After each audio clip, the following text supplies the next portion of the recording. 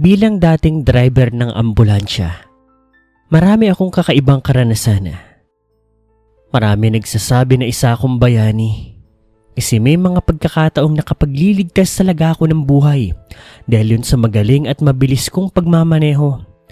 Pero may mga pagkakataon na kahit anong bilis ko, kahit anong galing ko sa pagmamaneho, kahit anong ilag ko sa mga sasakyan, hindi ko talaga kinakaya na maidala ang pasyente sa ospital.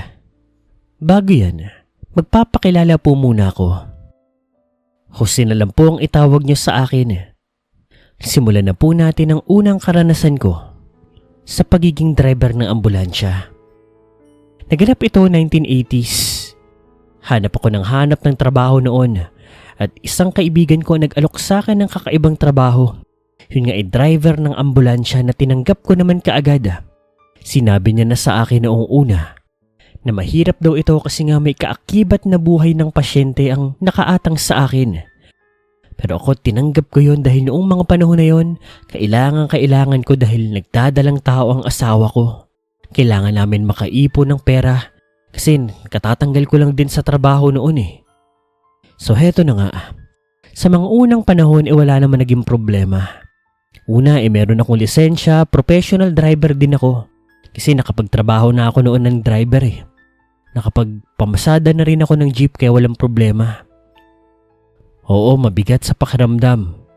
Lalo na kapag namatayan ka ng pasyente doon sa sasakyan. Pero wala kang magagawa. Professional ka na lang talaga. Hanggang isang gabi noon, Sir Paul. Nasa ospital lang ako noon at walang ginagawa. Naghihintay lang ako ng tawag. Ang pagiging driver kasi ng ambulansya minsan petiks lang din.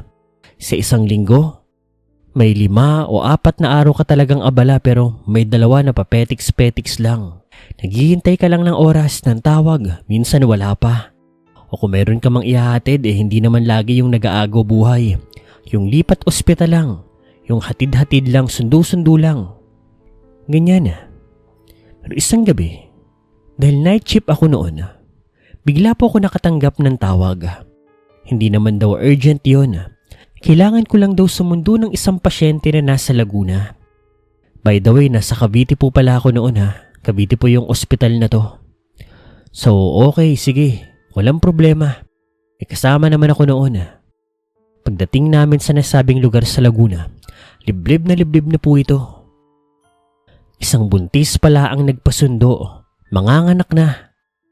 At nung pabalik na kami, dito po nagkaroon ng experience na kakaiba. Sa ibabaw po namin, may mga lumilipad na kung ano na nakala ko noong una baka malalaking ibon lang, malalaking paniki o kung ano-ano pa pero nagkamali ako, Sir Paul. Nagulat na lamang ako dahil tao po ito na may pakpak. Inaatake yung ambulansya. Tapos doon ko rin napag-alaman na aswang pala ang mga yun. Kilabot na kilabot ako noon kasi first time ko lang maka-experience ng aswang at hindi ko akalain na totoo pala ito. Pero buti na lang kahit todo atake sila doon sa ambulansya, hindi nila masyadong napuruhan kasi nakalabas naman kami sa liblib na sityong yon. At nakasabay na rin kami ng maraming sasakyan at maliwanag na daan. Nahatid ko naman yung pasyente doon sa may ospital namin at wala naman naging problema. Todo sila pasalamat sa akin. Pero ako ginagawa ko lang ang trabaho ko. Hindi na lang din namin sinabi sa management kasi paniniwalaan ba nila kami? Buti na lang din. Hindi nagkaroon ng sira o damage yung ambulansya ng ospital. Sunod ko pong karanasan. Nasa ambulansya ako noon. Naglilinis ng dugo. Siguro mga gabi po noon. 8 yata. Mayroon kasi akong sinundong naputulan ng paa kasi nagulungan po ng truck. Buhay pa naman po yung tao nung naidala ko sa ospital. Diring-diri ako noon kasi bago pa ako noon at napakaraming dugo pero kasama yun sa trabaho ko. Ngunit maya-maya, nagulat na lamang ako nang biglang may tumapik sa akin. Pare, salamat Salamat sana sa pagdala sa akin dito. At papaano nakita ko pa yung pamilya ko. Paglingon ko sa tumapik sa akin ay halos manlambot na lamang ang tuhod ko dahil siya yung lalaking naputulan ng paa. Napasigaw at napatakbo ko pabalik sa loob ng ospital at doon ko nalaman na yung dinala ko, yung naputulan ng paa, namatay na. Masyado rin naubusan ng maraming dugo at nagkaroon pa pala ng ibang komplikasyon sa loob ng katawan, internal bleeding. Kaya namatay. Hindi ko lang masabi sa kanila na nakita ko ang kaluluwa niya bago siya mamatay. Nakakatakot, hindi ba? Nakakakilabot. Pero ito ang pinaka nakakatakot sa lahat. Siguro mga 5 taon na ako noong nagdadrive ng ambulansya. Same kumpanya, same ospital. At masasabi kong iba ito kumpara sa mga nauna kong karanasan. Nagmamaneho ako noon pabalik. Petiks na ako nito, hindi na umaandar ang sirena. Kakahatid ko lang kasi ng pasyente ko sa bahay niya. At ako pa uwi na noon, gabi na naman as usual. Nga pala medyo napalayo ako noon. Kung tama ako ng pagkakaalala, galing akong Bulacan. Habang nagmamaneho ako sa isang makipot na daan. Liblib at hindi ko sigurado kung gaano pa kalayo yun kasi hindi ko naman kabisado yun. Bigla na lang pong may sumalubong sa akin na isang matanda. Muntik ko na siyang mabunggo pero mabuti. Maganda ang preno ng sasakyan. Konting-konti na lang, siguro mga kalahating metro na lang isasalpok ako sa kanya. Agad akong bumaba para tignan siya kung natamaan ko ba siya o kung anuman. Manang, ayos na po ba kayo? Ikaw, ayos ka lang ba? Ano ibig sabihin? Tignan mo ang itsura mo.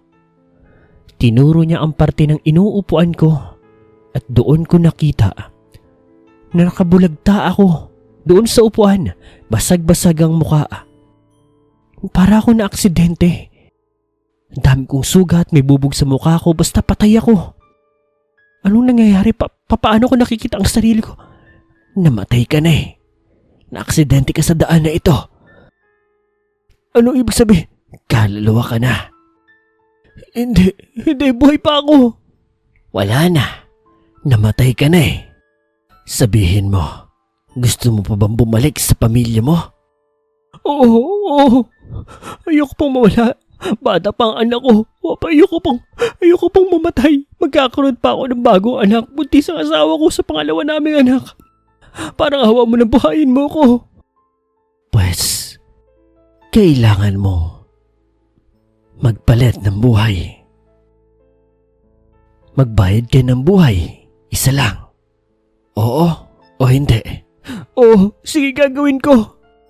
Nagulat na lang ako nang bigla akong sinampal ng matanda.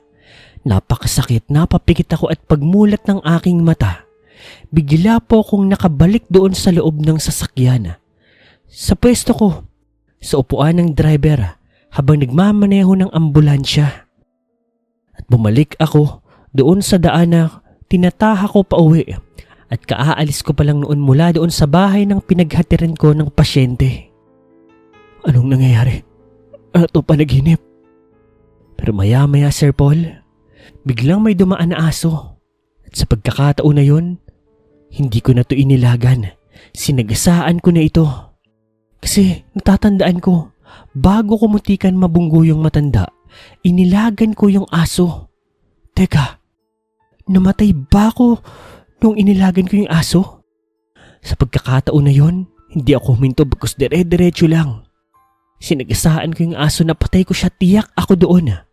Nanginginig ako hanggang sa nakabalik ako sa daan kung saan muntik ko nang mabunggo yung matanda. At muli ko siyang nakita nandoon sa gitna. Huminto ako. Sapat ang distansya ko para malayo sa kanya. Nanginginig ako dahil naglakad siya papunta sa akin. Lumapit siya sa akin. Sa gilid ko, gusto ko nang umalis pero nanginginig ako. Hindi ako makakilos. Magaling ka. Nadaya mo ang kamatayan mo. Nagbayad ka nga kaagad ng buhay. Akala ko taong ibibigay mo sa akin. Pero sapat na ang buhay ng aso na yon para mabuhay ka. Mag-iingat ka. Doon na ako nakagalaw. Diretso ako uwi eh. Kilabot na kilabot ako noon. Namatay na ba ako noon at nabuhay lang muli dahil sa buhay ng aso? Hindi ko alam pero mula noon, Sir Paul, nag-resign ka agad ako sa trabaho kong yon. Nakakatakot. Pakiramdam ko hindi man ako mamatay sa aksidente. Aatakihin naman ako sa puso sa mga katatakutan na ipiniranas sa akin ng trabaho na yon.